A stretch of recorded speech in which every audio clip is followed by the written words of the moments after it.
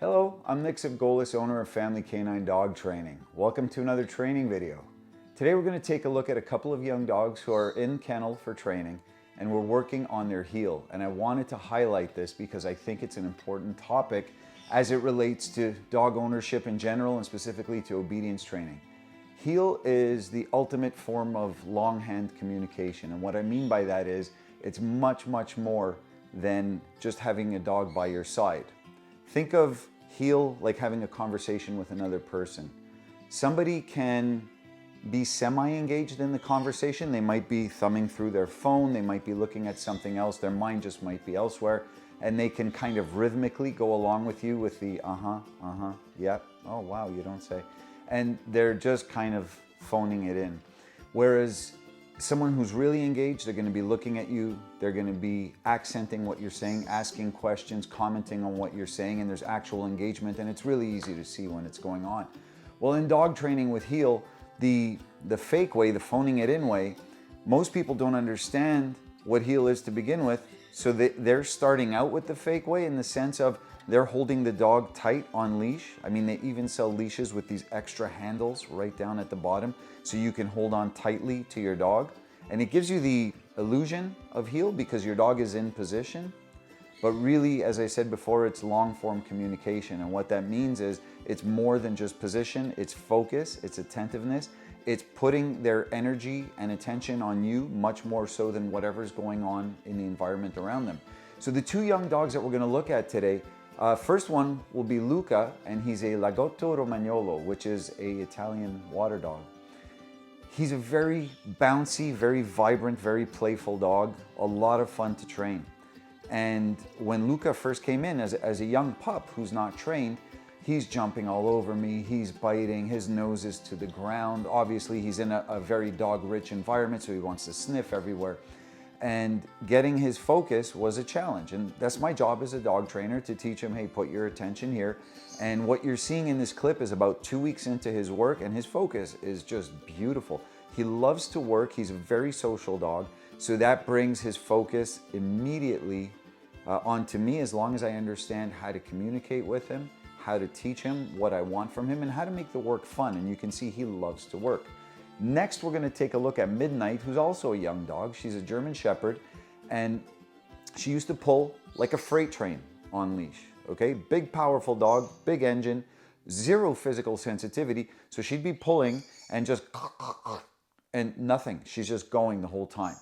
Also, hugely dog reactive. So when I brought her into the kennel, she's barking at all the dogs, and I'm the new kid here, and you're not going to bully me, and she's going to show her stuff.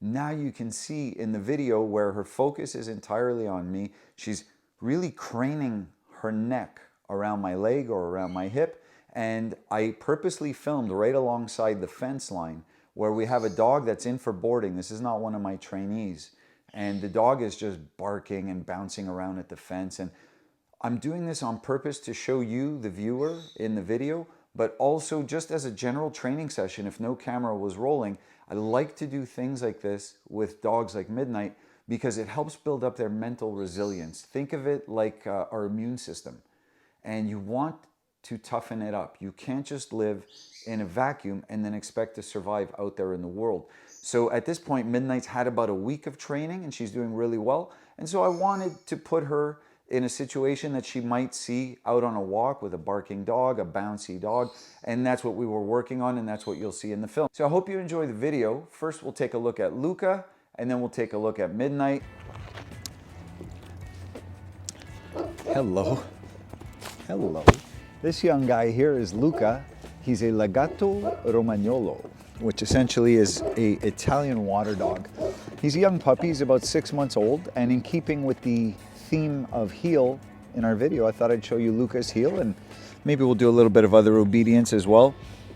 He's a very animated, very playful, very affectionate puppy, and so I motivate him a lot by giving him frequent little play breaks and hugs, kisses, and all that stuff. He's just a very interactive dog, as you can see right here. So I don't know that I'm going to be able to juggle a cup of coffee, a leash, and my 360 cam all at the same time. We'll see what's going on. Hopefully I don't have to give up my cup of coffee right now, but we'll see. We'll do what needs to be done. Okay, heel. Yo, nice. That's very good. That is so good. So good. So when I say he's highly interactive, all the eye contact that I'm getting from him,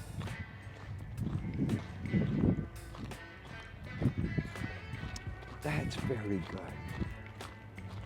What a good boy. What a good boy. You're so good. Good job, Luca. Sit. Good boy. You're so good. So he's asking me to play now. Okay. He stepped onto his bed before. There is a distinct difference between making an error and being disobedient. Disobedience is typically very easy to spot. The dog is not trying to do anything for us. The dog is serving himself, whether he's following his nose, chasing something, or just moving around in a way that's not really connected to anything we're trying to do with him. What he did was he made an honest error. We're heeling and we're walking towards the bed. Well, maybe Nick wants me to go onto my bed. Maybe we're switching gears into place.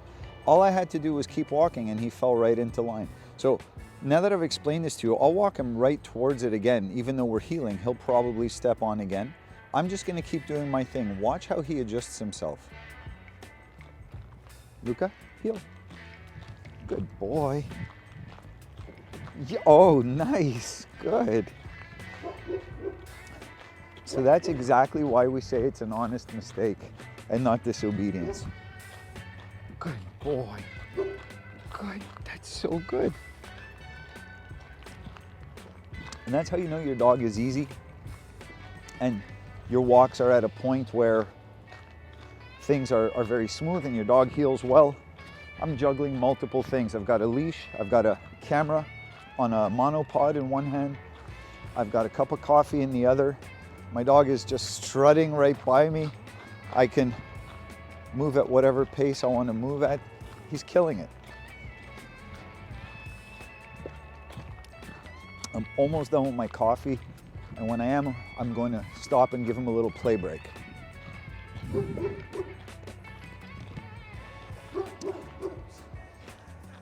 We've got dogs in another kennel outside barking. Means nothing to him.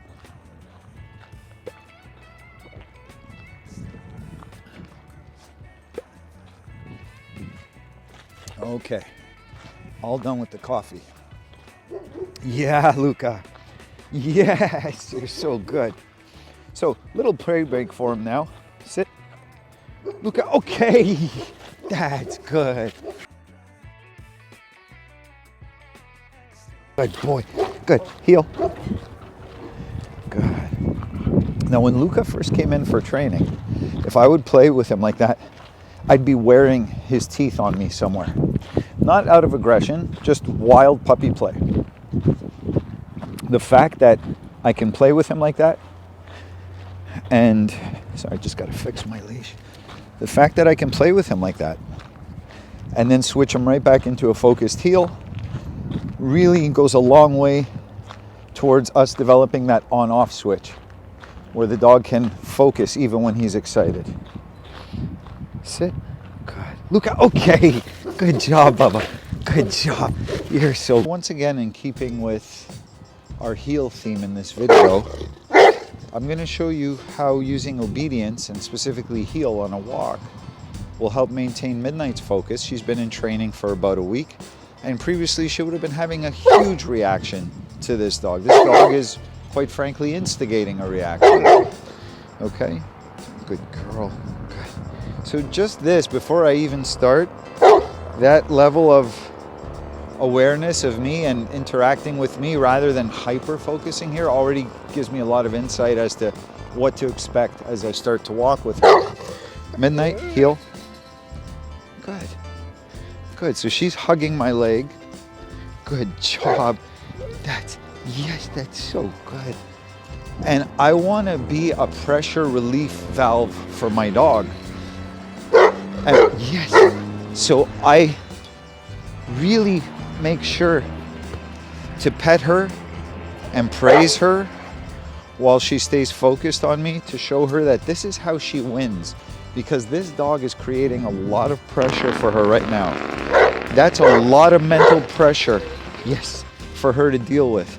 And I'm trying to help build her resilience to his outside influence. Her cooperation is there. She's not fighting me. I'm not doing it to mask any lack of cooperation or ability to focus. I'm simply trying to relieve the amount of pressure he's applying. That's good. That's good. You're so good. You are good. Good. And you can see, she keeps looking for some reassurance on my part. See how she's driving my hand? And a girl, Midnight. Good. Yeah, good. Good. You're so good. Midnight, heel. Good girl. Good. Let's run a little bit. And we'll walk. And we'll run. And walk. And walk slowly, slowly, slowly. Okay? I'm whispering to the dog. I don't know how well you can hear me on the camera compared to the noise coming from this guy here. Good girl. So at this point, it's like that dog doesn't exist to her. It's wonderful to build up your dog's mental toughness to that point that this relentless distraction isn't going to shake her from her job. What a good girl. What a good girl. Who's a good dog? Who's a good girl? You're a good girl.